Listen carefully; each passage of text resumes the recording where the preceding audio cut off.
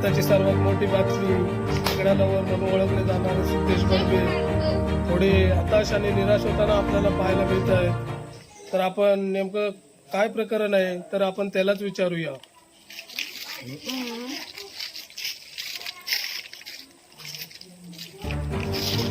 तर सिद्धू, तू काय सांगशील, का हताश आणि निराश झालाय? वाऱ्याचा वेग आणि पाण्याच्या अभावामुळे का हातात कुठलीच गावली नाही रे. अच्छा, तर सिद्धेश बनबे यांचं म्हणणे आहे की पाणी आणि वाऱ्याचा वेग जास्त असल्यामुळे त्याच्या हाताला निराशा आणि उदासा सापडलेली आहे. तर आपण घरच्यांचं पण म्हणणं ऐकून घेऊया की त्यांना काय वाटतंय.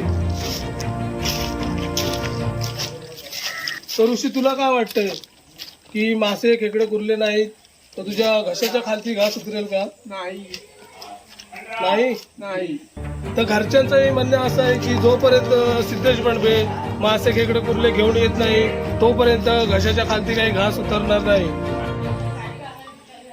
पाहूया उद्याच्या घडामोडीमध्ये सिद्धेश बनबे घरच्यांचं पोट भरतो की त्यांनाही उपाशी ठेवतोय. कॅमेरामॅन मयूर लासे, V20 Pro 5G के साथ.